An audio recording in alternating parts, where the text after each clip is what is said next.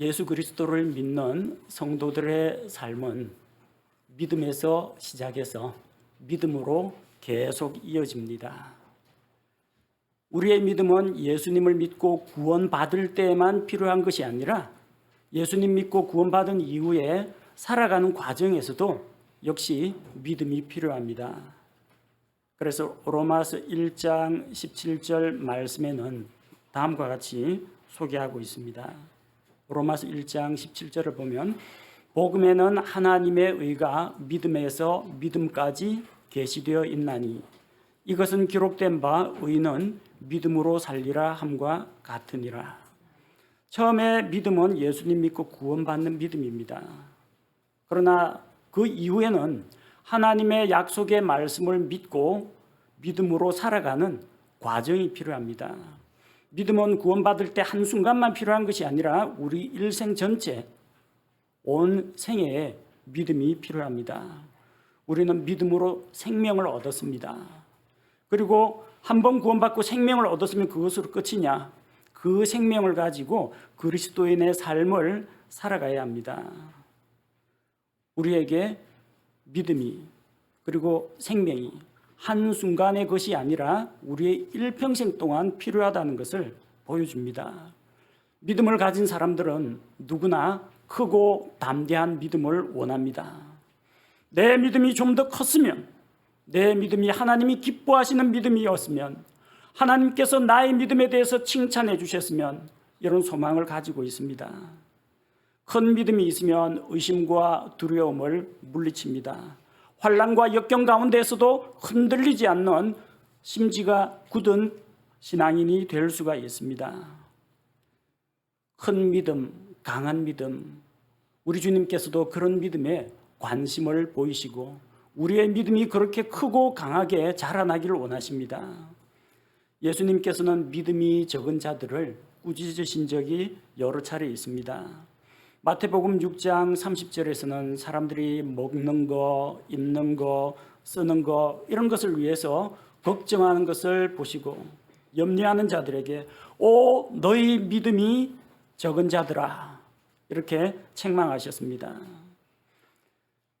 예수님의 제자들도 믿음이 적다고 책망을 받았습니다. 마태복음 8장 26절에 보면 예수님을 배에 모시고 제자들이 갈릴리 바다를 건너가는데 갑자기 크고 강한 바람이 불어서 파도가 치고 배가 물에 잠기게 되었습니다. 그들은 두렵고 당황하여 주님을 흔들어 깨우면서 우리가 죽게 되었습니다. 살려주십시오 하고 소리쳤습니다. 그때 주님께서 뭐라고 하셨습니까?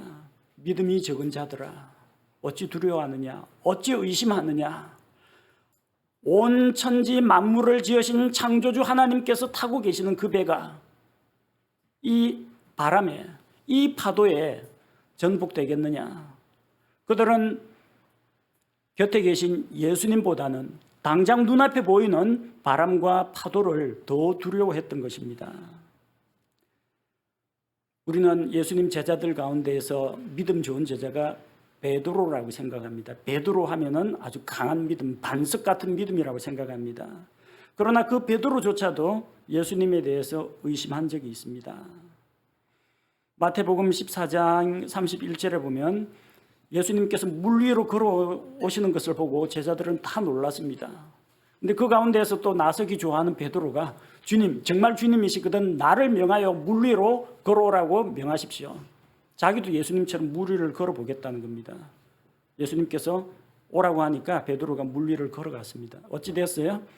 처음에는 믿음의 눈으로 예수님을 바라보고 똑바로 걸어갔는데 아무리 생각해봐도 자기가 이상하거든요. 사람이 어떻게 물 위를 걷냐?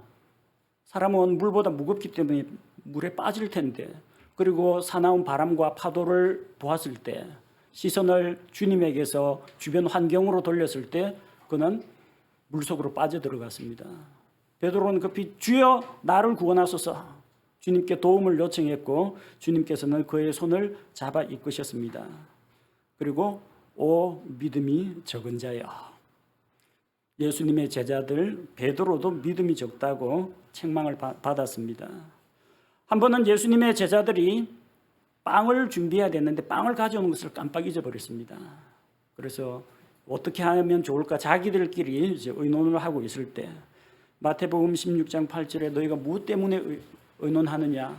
내가 빵의 기적을 베푼 것을 벌써 잊어버렸느냐? 믿음이 적은 자들아. 예수님 제자라면 믿음이 크고 강하고 담대할 줄로 알았는데 책망을 받았습니다. 뭘로 책망받았어요? 이 불신자야 하고 책망을 받은 게 아니라 믿음이 적은 자요. 믿음이 적다는 건 뭐예요? 믿음이 있다는 이야기입니다. 믿음이 전혀 없는 건 아니에요.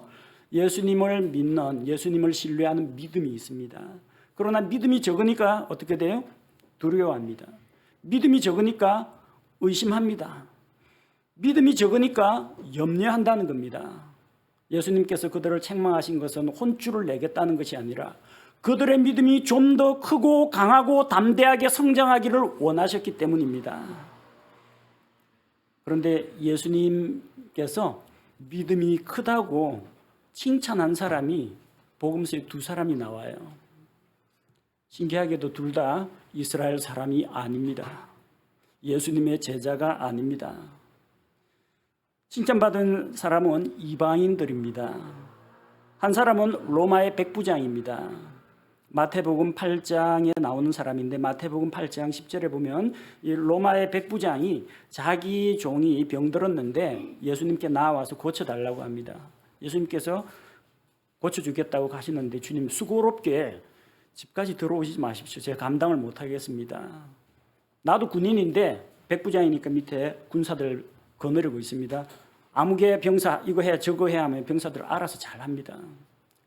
온 우주 만물을 지으신 창조주요 주인이신 주님께서 오실 것도 없이 말씀으로만 하시면은 병이 나을 겁니다. 그래서 말씀만으로 고쳐달라고 주님께 간청했습니다.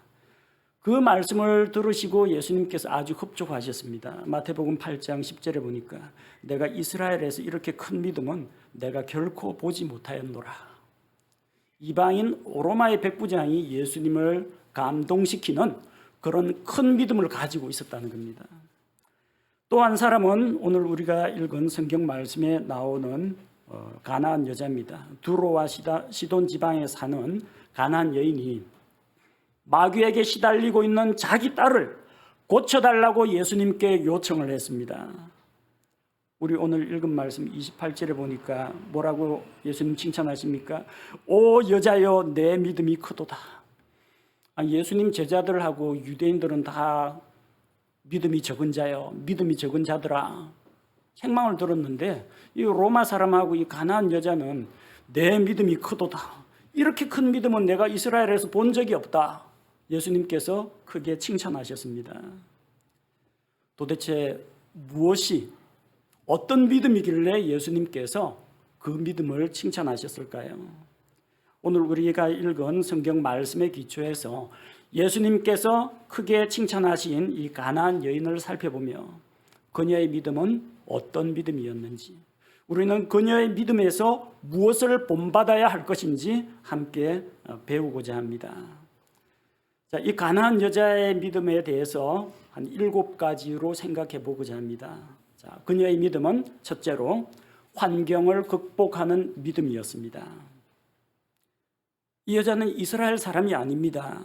21절 말씀해 보니까 예수님께서 어디로 갔어요? 두로와 시돈 지방으로 가셨습니다.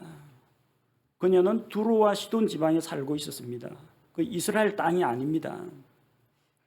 22절에 보니까 어떤 가나안 여자가, 가나안 여자입니다. 혈통으로 보면은 믿음의 혈통이 아닙니다.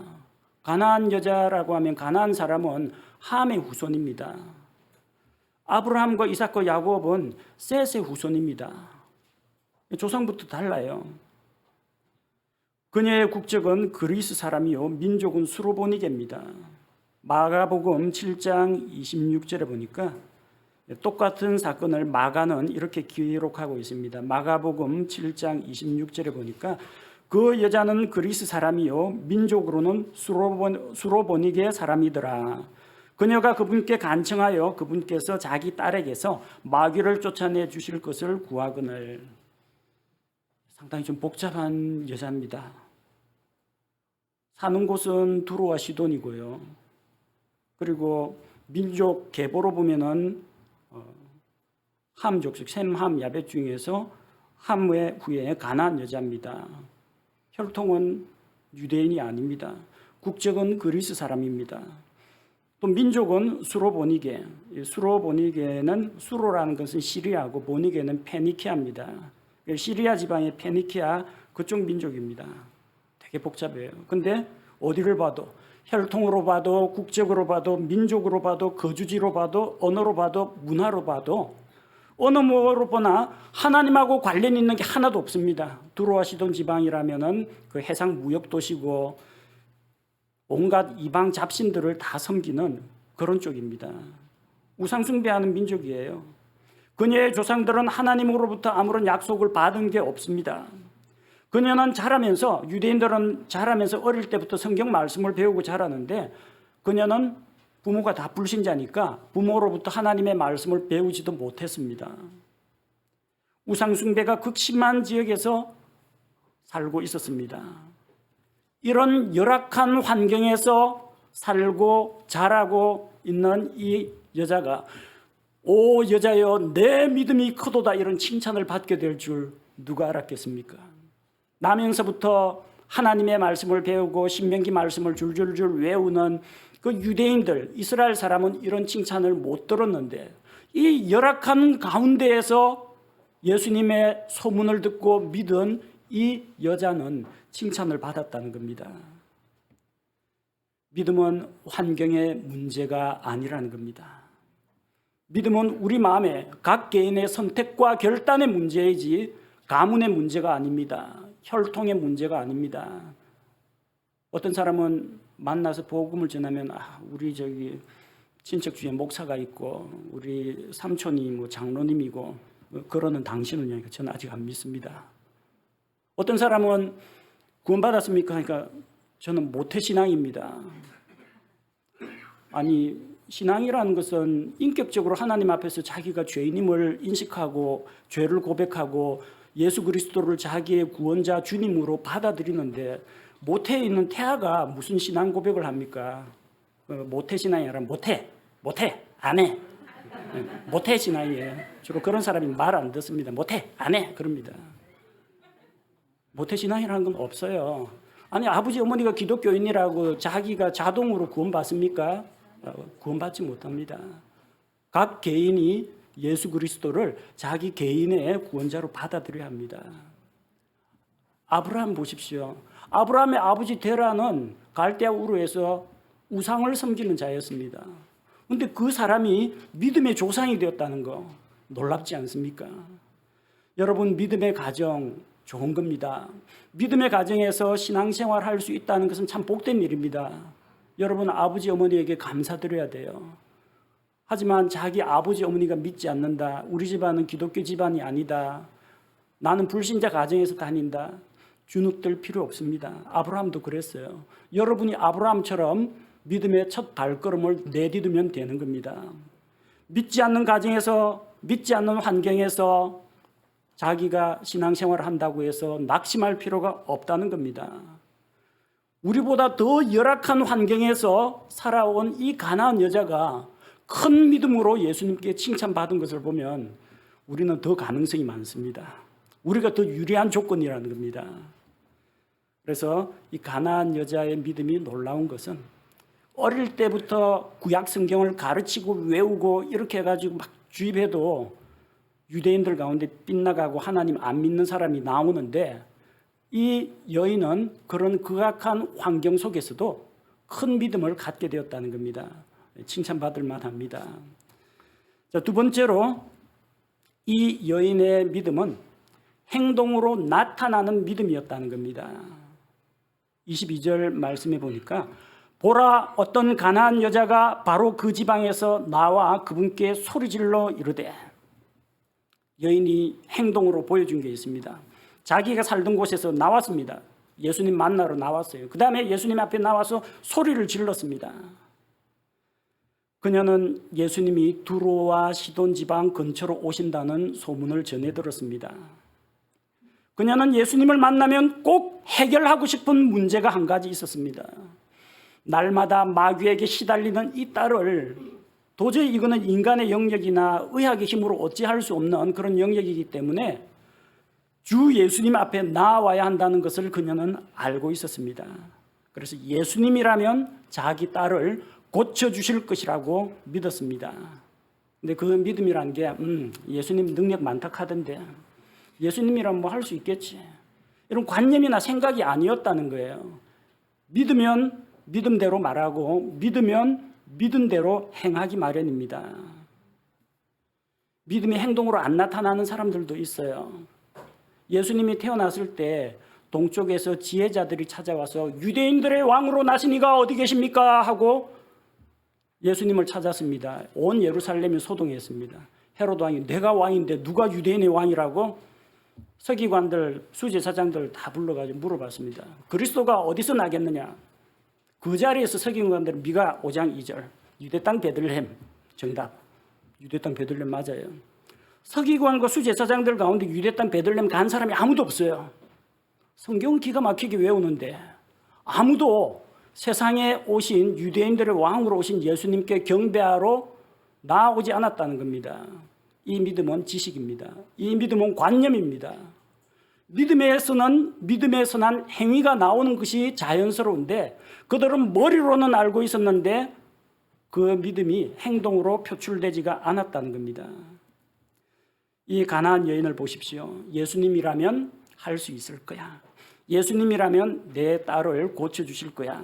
생각만 하고 있었던 것이 아닙니다. 그녀는 자기가 살던 그 지방에서 나와서 예수님 어디쯤 오시는지 예수님께로 나왔다는 겁니다. 이게 믿음입니다. 죄의 길에서 떠나서 예수님의 십자가 앞으로 달려 나오는 것이 믿음인 것처럼 주님께 나와야 합니다. 나와서 예수님께 소리를 질러 자기 사정을 아뢰습니다. 오 주여 다윗의 자손이여 불쌍히 여겨 주옵소서. 내 딸이 마귀에게 시달리고 있습니다. 이렇게 자기를 도와주실 수 있는 주님 앞에 나와서 자기 믿음을 말로 행동으로 표현했다는 겁니다. 믿음은 관념이 아니라 생각이나 느낌, 감정이 아니라 행동으로 드러나야 합니다. 여러분 가운데 하나님 이번 시험에 합격하게 해주십시오. 기도만 하고 있는 사람이 있습니까? 하나님께서 합격시켜 주실 것을 믿는다면 일단 원서 사가지고 서류 접수부터 하십시오. 머릿속으로 생각만 하지 말고 그리고 공부하십시오. 하나님 우리 가족을 주님께 인도하기를 원합니다. 우리 가족을 구원하여 주옵소서. 그렇게 해주실 줄로 믿는다면 복음을 전하십시오. 선한 행동으로 올바른 간증을 가족들 앞에 드러내십시오. 주님, 제게 새로운 거처가 필요합니다. 새로운 직장이 필요합니다. 주실 줄로 믿습니다. 골방에서 기도만 하지 말고 찾아다니십시오. 집도 찾아다니고 직장도 찾아다니고 하나님께서 주실 것을 믿는다면 나와야 됩니다. 부르짖어야 합니다. 머릿속으로 생각만 하고 있는 것은 믿음이 아닙니다. 야고보서 2장 17절에 야고보는 이렇게 기록했습니다. 이와 같이 믿음도 행위가 없으면 그것만으로는 죽은 것이니라. 살아있는 믿음은 행함을 동반하게 됩니다. 우리는 행위로는 하나님 앞에 의롭게 되지는 못하지만 우리가 믿음으로 의롭게 된 다음에 믿음을 가지고 있다면 믿음의 열매가 나오게 됩니다. 우리의 믿음은 살아있습니까? 죽어 있습니까? 믿음이 크냐 작냐 따지기 전에 그거부터 확인하십시오. 나는 믿음이 있는가? 살아있는 믿음인가? 세 번째, 그녀의 믿음은 어떤 믿음이냐? 믿는 대상이 분명한 믿음입니다. 주님을 믿는 믿음입니다. 22절 말씀해 보니까 그 여인이 소리 지릅니다. 그분께 소리 질러 이르되 오 주여 다윗의 자손이여. 믿음에서 가장 중요한 것은 무엇을 믿느냐보다도 누구를 믿느냐가 더 중요한 문제입니다. 믿음은 맹목적인 것이 아니라는 겁니다. 예수님이 누구신지 무슨 일을 하셨는지도 모르고 무조건 믿는다고 하는 사람도 있습니다. 복음을 전하려고 말을 꺼내보면은 예수님 믿습니까? 그러니까 예수님 믿는다고 그래요. 예수님 어떻게 믿느냐고 하니까 교회 다닌다는 거예요. 교회 출석하는 거는 예수님 믿는 거하고는 별개의 문제입니다. 교회 출석을 건강상의 이유로 출석은 못하는데 믿음을 가진 분도 있고요. 교회 문지방이 마르고 닳도록 드나드는 데에도 믿음이 없는 사람도 있다는 겁니다. 믿음은 믿습니다 하는 그게 믿음이 아니에요. 내용도 의미도 모른 채 그저 좋은 말이면 그냥 믿습니다. 뭐 믿습니까? 잘 될 줄로 믿습니다. 아파트 살 줄로 믿습니다. 병이 나을 줄로 믿습니다. 성경에 그런 약속이 어디 있어요? 좀 알고 믿어야 되는데 무조건 자기가 기대하는 바 희망사항을 믿습니다 하고 그걸 믿음이라고 생각합니다. 그리고 그렇게 가르치는 교회들이 많습니다.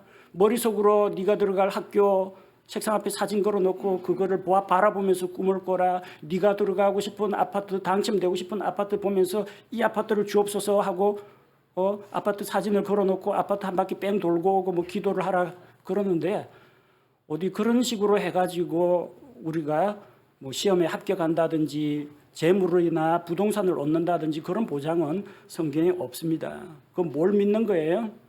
잘 됐으면 좋겠네라는 자기 희망사항을 믿는 겁니다. 하나님을 믿는 게 아닙니다. 하나님의 말씀을 믿는 게 아니고 자기의 소망을 믿는 겁니다. 똑같은 이야기를 할 때도 모든 일이 잘 될 줄로 믿습니다. 만사 형통할 줄로 믿습니다. 이거는 미래 희망사항을 믿는 거예요. 그러나 하나님께서 모든 일을 선하게 이루어 가실 줄로 믿습니다. 이건 하나님을 믿는 겁니다. 여러분 신앙에 있어서 가장 중요한 것은 얼마나 강하게 얼마나 뜨겁게 믿느냐가 중요한 게 아니라 누구를 믿느냐는 겁니다. 누구를. 우리 신앙의 대상이 누구냐는 겁니다. 이 가나안 여인의 믿음은 믿음의 대상에 대해서 분명한 고백과 표현이 있었습니다. 오 주여. 가나안 여자가 예수님을 주님이라고 불렀습니다.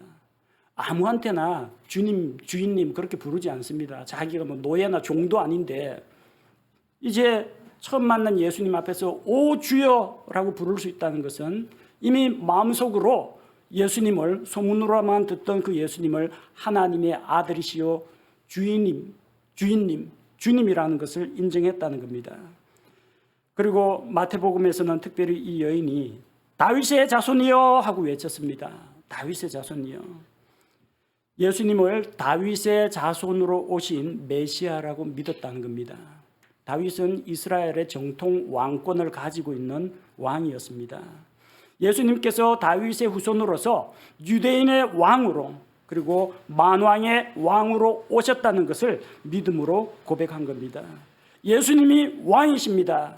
유대인들만의 왕이 아니고 나와 같은 두루와 시돈에 사는 이 수로보니게 사람에게도 주는 나의 주시요 나의 왕이십니다. 이렇게 고백을 했습니다. 왕이시여 왕의 백성을 불쌍히 여겨주옵소서. 이 여자가 예수님 앞에 그렇게 호소한 거라는 겁니다.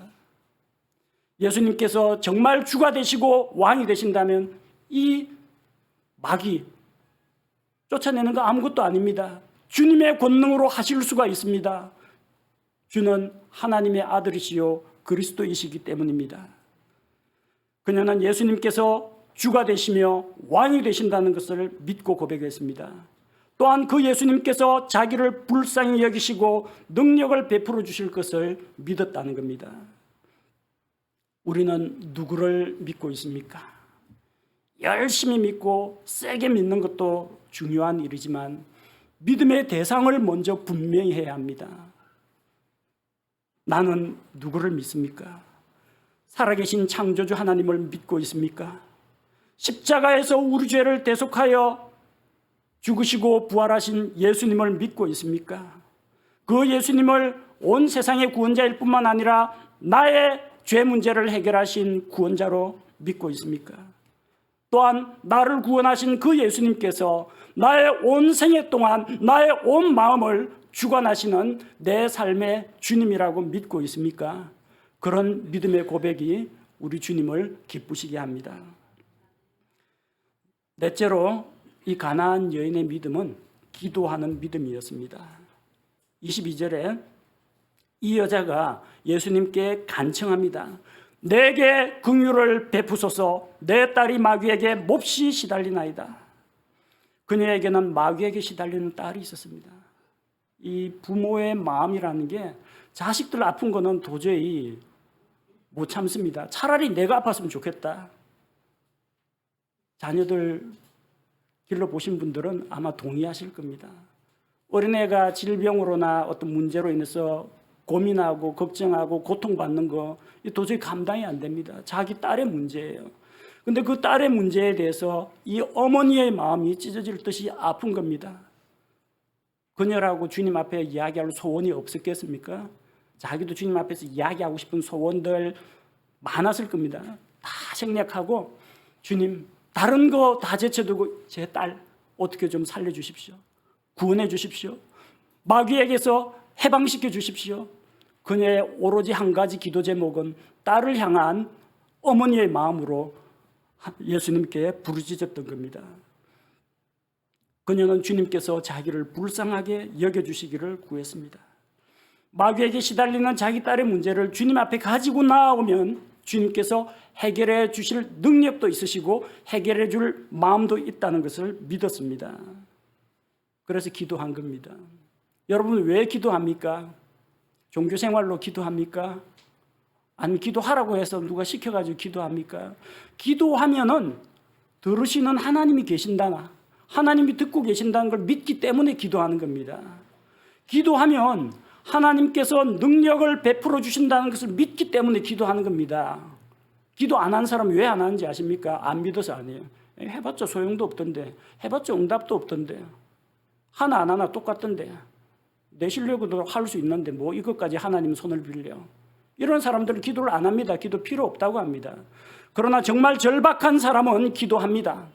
정말 하나님이 아니면 이 문제를 해결할 수 없다라고 믿는 사람은 기도합니다. 하나님께서 나를 긍휼히 여겨주실 것이다 믿는 사람은 기도합니다. 하나님께서 능력을 나타내실 것이다 믿는 사람은 기도합니다. 믿음이 있으면 기도가 나오게 되어 있습니다. 그녀의 믿음은 어떤 믿음이었어요? 기도하는 믿음이었습니다. 믿음은 우리로 하여금 기도하게 만듭니다. 하나님이 여러분의 어려운 사정 다 알고 계시다는 거 믿으시죠? 기도하십시오. 하나님께서 우리에게 은혜와 긍휼을 베푸신다고 믿으시죠? 믿으시면 기도해야 됩니다. 하나님께서 나의 문제를 해결해 주신다는 것을 믿는다면 기도해야 됩니다. 믿음에서 기도가 나옵니다. 이 여인은 믿음으로 기도하는 여인이었습니다. 자, 다섯 번째로 이 가나안 여인의 믿음은 인내하는 믿음이었습니다. 기도하면 옳거니 그래 내가 기도 응답 들어줄게 이렇게 흔쾌히 예수님 답을 들으면 얼마나 좋겠어요. 근데 안 그래요. 23절 말씀해 보니까 그분께서는 그녀에게 한 말씀도 응답하지 아니하시니라. 그래 들어줄게 이것도 아니고 안 돼 이것도 아니고 아무 말도 안 해요. 참 이럴 때 난감합니다. 하나님께서 우리의 기도에 대해서 침묵하고 반응을 하지 않으실 때 그럴 때도 하나님은 살아계세요? 살아계십니다. 내가 기도했는데 즉각 응답은 안 왔어요. 그래도 하나님은 일하고 계십니까? 일하고 계십니다. 그런 하나님의 응답이 없을 때에도 그 하나님을 하나님 아버지라고 믿고 예수님을 나의 주님이라고 믿습니까? 그게 믿음입니다. 내 뜻대로 다 잘 되고 하나님이 내 말 잘 들어주면 내 하나님이고 내 기도가 응답이 안 되고 뭔가 일이 잘 안 풀리면 하나님 죽었나 보다. 하나님 없나 보다. 이거는 믿음이 아니라는 겁니다. 자기 편리할 대로 생각하는 거예요. 예수님이 그녀가 부르짖는 소리를 다 들으셨습니다. 아니 그녀가 두루와 시돈 지방에서 나오기 전부터 알고 계셨습니다. 하나님이 그걸 모르고 계시겠어요? 알고 있습니다. 근데 반응을 보이지 않았어요. 무시했습니다. 무시당하면 기분 안 좋죠. 내가 말했는데 내 말을 들은 척도 안 한다. 속에서 부글부글 끓어오를 겁니다. 그리고 무시하고 모르는 척 못 들은 척 예수님이 길을 가십니다. 그녀는 예수님을 따라가면서 소리를 지릅니다. 제자들이 좀 도와주면 참 좋을 텐데, 예수님 제자들은 그 주변 사람들 딱한 사정을 예수님 앞에 가지고 와서 이런 여자가 어려움을 호소합니다. 주님, 제보를 해주면 좋을 텐데, 제자들도 이 여인의 편이 아닙니다. 제자들은 그녀가 우리를 따라오며 소리를 지르오니 예수님 그냥 빨리 고쳐주고 가시죠 라면 좋겠는데, 제자들이 참 서운한 말을 하네요. 자꾸 따라오면서 귀찮게 소리를 지르오니 그녀를 보내소서. 제자도, 예수님의 제자들도 참 인정머리가 없어요. 뭐 자기 보고 고쳐달라고 한 것도 아닌데 자꾸 따라오면서 소리 지르고 하니까 제자들도 민망해가지고 예수님 그냥 저 여자 보내버립시다 그러는 거예요. 좀 제자들이 예수님께 잘 말씀드려가지고 좀 이 관심을 보이게 했으면 좋겠는데, 그 이방 여인이 소리 지르고 쫓아오니까 싫어하는 겁니다. 하나님이 여러분의 부르짖음에 침묵하고 계시고, 주변 사람들도 여러분에게 등을 돌리고 모르는 척할 때, 그때에도 믿음을 가지시겠습니까? 예. 그럴 때에도 믿음이 필요합니다. 우리의 믿음에는 인내가 필요합니다. 어떤 기도는 즉각적으로 이루어지기도 하지만 어떤 기도는 시간이 걸리기도 합니다. 내가 생각했던 것보다 더 늦게 이루어질 수도 있다는 겁니다. 그래서 믿음을 가진 사람은, 믿으면 만사형통하고 믿으면 모든 일이 풀릴 것 같죠? 막힐 때도 있습니다. 믿음을 가진 사람은 인내할 줄 알아야 합니다. 히브리서 10장 36절 말씀을 보겠습니다. 히브리서 10장 36절. 너희가 하나님의 뜻을 행한 뒤에 그 약속하신 것을 받기 위해 너희에게 인내가 필요하니라. 하나님을 믿습니다. 믿음으로 간구했습니다. 믿음으로 기다립니다. 그 약속하신 것을 받기까지는 우리에게 인내가 필요하다는 겁니다. 예수님이 자기를 무시했다고, 당신 아니면 어디 갈 데가 없는 줄 아나? 내가 절에 가서 불공 드려야 되겠다. 돌려가 삐쳐가지고 딴 데 가면 그 딸은 고침을 받지를 못합니다. 자존심 상했다고 내가 예수님 다시는 예수님 따라가나 봐라. 내 이 교회 안 나온다. 등 돌리고 촥 이래버리면 그걸로서 그 사람의 믿음은 한계가 거기까지입니다. 안타까운 일이에요. 이 여인은 완전히 예수님한테 무시당하고 외면당했는데도 쫓아가면서 주님 불쌍히 여겨주옵소서, 다윗의 자손이여. 자기 딸이 지금 걸린 문제인데 절박하게 예수님을 부르짖습니다. 인내하는 믿음이 필요합니다. 그리고 여섯 번째, 이 여인의 믿음은 낙심하지 않는 믿음이었습니다. 예수님께서 마침내 입을 여십니다. 24절에 보니까 예수님께서 나는 이스라엘의 집에 잃어버린 양들 외에는 다른 데로 보내어지지 아니하였노라 라고 말씀하셨습니다. 나는 유대인의 왕으로 왔다. 나는 이스라엘 집에 잃어버린 양을 찾으러 왔지 이방인들 때문에 온 것이 아니라고 이야기합니다. 서운한 말이죠. 예수님께서는 온 세상의 구원자로 오셨는데 왜 이 복음서에서는, 특히 마태복음에서는 너희는 이방인의 길들로 가지 말고 사마리아인의 마을에도 들어가지 말고 오직 이스라엘 집에 잃어버린 양들에게로 가라, 이렇게 말씀하셨을까요? 예수님의 1차적인 관심이 바로 아브라함의 자손인, 하나님의 약속의 백성인 유대인들, 이스라엘 사람들이었기 때문입니다. 그래서 이 말씀도 틀린 말씀은 아닙니다. 예수님의 1차적인 관심은 유대인들이었습니다. 여인에게는 참 서운하게 들렸을 겁니다. 나는 예수님을 유대인들의 왕일 뿐만 아니라 창조주 하나님이시요 온 세상을 다스리시는 만왕의 왕으로 믿고 있었는데 예수님께서 나를 밀어내신다. 너는 이스라엘 사람 아니니까 나하고 볼 일 없다. 예수님께서 나를 떼어놓으신다고 생각할 수가 있습니다. 예수님께서는 자기가 이방인들을 위해서는 온 것이 아니라고 하는데 그녀는 여전히 간구합니다. 예수님, 제가 사람 잘못 봤네요. 이걸로 그냥 이별합시다. 예수님에게서 발길을 돌릴 만도 한데 이 여자는 25절에 그래도 안 떨어져 나갑니다. 25절에 그때 그녀가 와서 그분께 경배하며 이르되 주여 나를 도우소서 하나.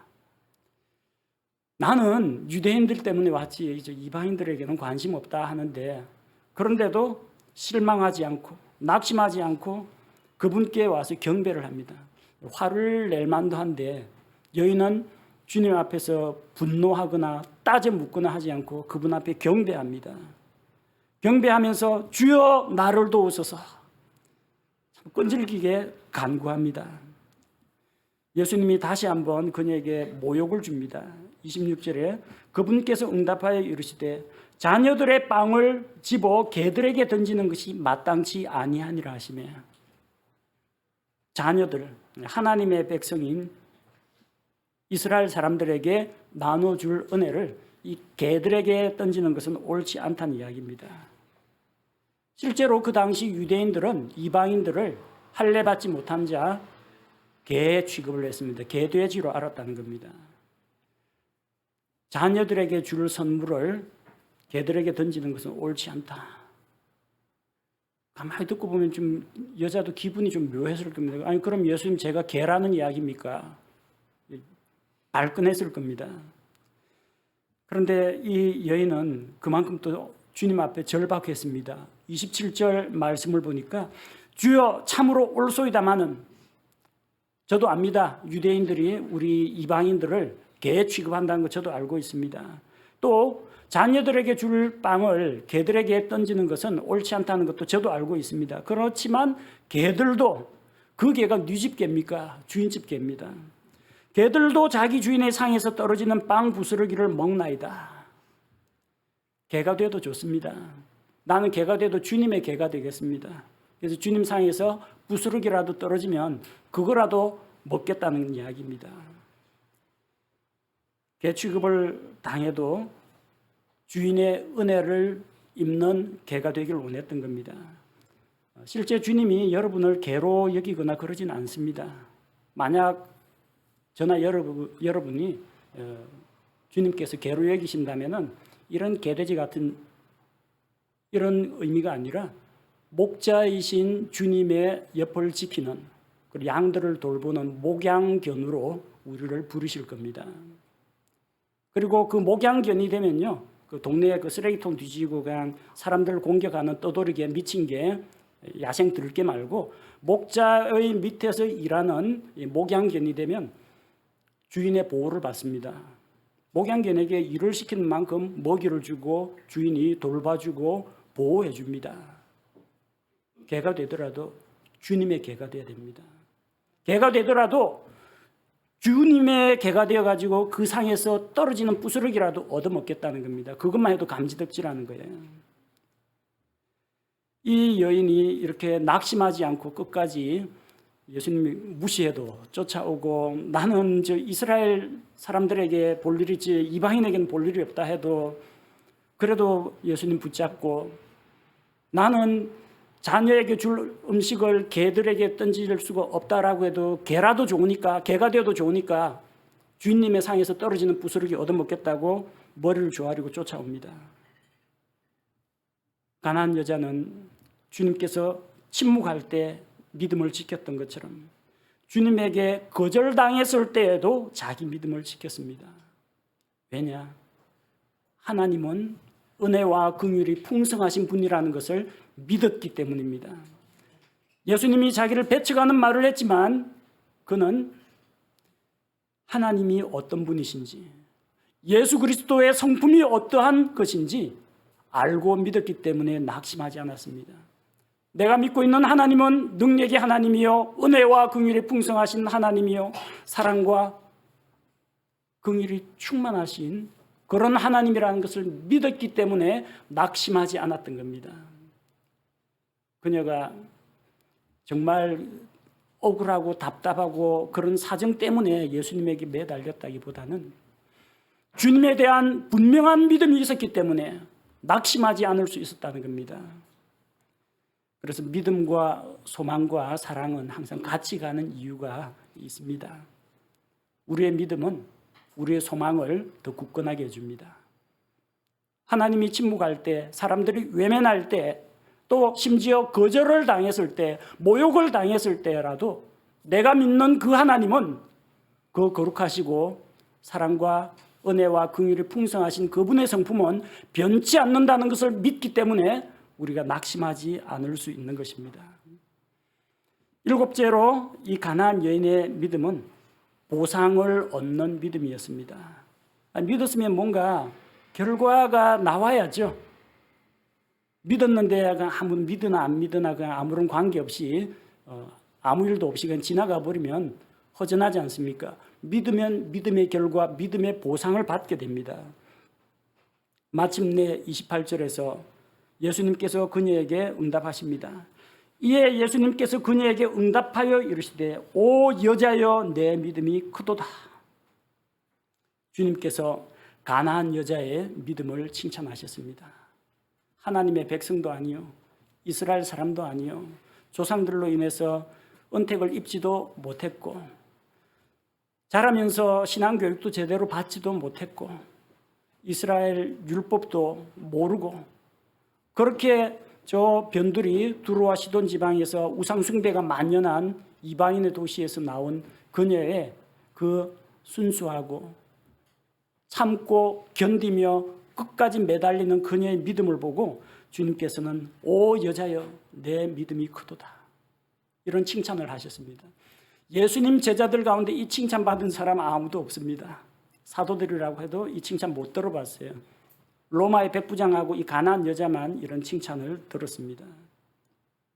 칭찬 들음으로 보상을 받은 겁니다. 우리도 마찬가지입니다. 우리가 주님께서 맡기신 사역을 헌신적으로 다 감당하고 나중에 주님 앞에 갔을 때 잘하였도다, 선하고 신실한 종아, 이 칭찬 한마디에 세상에서 우리가 겪었던 눈물과 분노와 서러움이 모두 사라질 줄로 믿습니다. 주님께 칭찬받는 거, 주님께 인정받는 거, 주님께 영광과 존귀를 받는 거 우리에게 큰 보상입니다. 그 보상은 이 땅에서도 이루어집니다. 주님께서 그 다음에 이어서 말씀하셨습니다. 내 믿음이 크도다. 믿음만 칭찬한 게 아니라 내가 원하는 대로 그 일이 내게 이루어질지어다 하신즉 바로 그 시각부터 그녀의 딸이 온전하게 되니라. 마귀에게 시달리던 딸이 이제는 마귀에게서 해방되어서 온전하게 되었다는 겁니다. 그래서 그녀의 딸이 마귀에게서 해방되고 정신도 온전하게 되고 행동 거지도 온전하게 되고 그걸로 끝났을 것 같습니까? 이 여자와 그녀의 딸은 예수님을 만났습니다. 예수님의 능력을 맛보았습니다. 예수님을 경험했습니다. 그분의 사랑과 긍휼을 경험했습니다.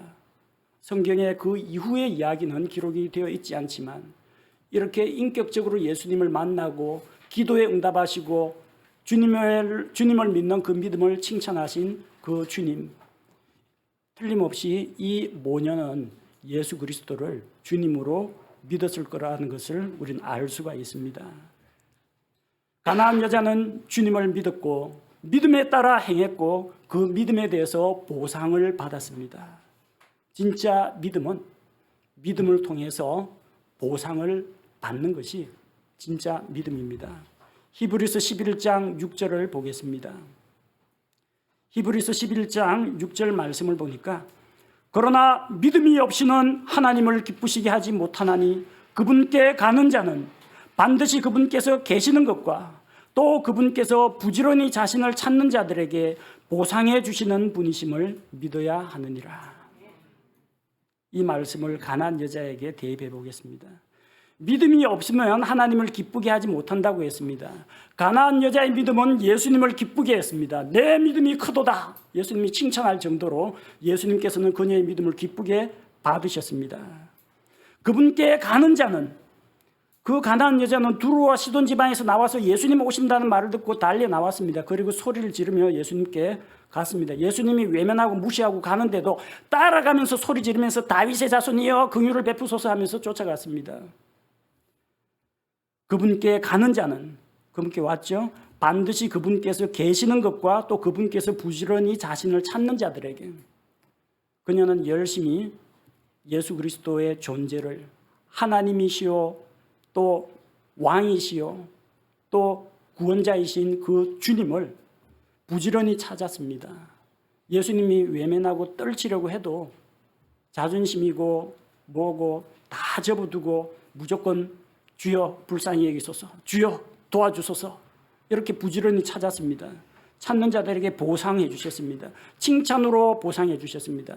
그녀의 큰 믿음에 대해서 칭찬을 주셨고 그녀가 원하는 대로 그녀의 딸이 마귀에게서 해방되는 이 일을 하심으로 보상을 해 주셨습니다.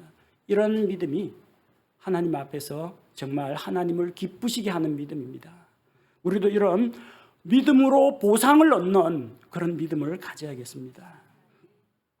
우리는 오늘 성경 말씀을 통해서 이름도 기록되어 있지 않은 어느 가나안 여자의 믿음에 대해서 살펴보았습니다. 예수님께서는 이 여인의 믿음을 칭찬하시고 긍휼을 베풀어 주셨습니다. 우리는 이 가나안 여인보다 더 나은 조건에서 신앙생활을 하고 있습니다.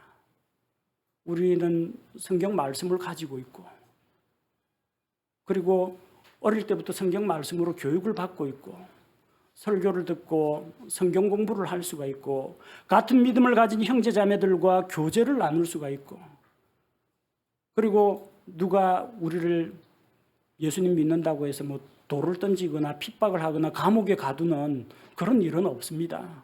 집안에서 뭐 반대가 있는 분도 계시겠지만 우리는 참 행복한 가운데 신앙생활하고 있습니다.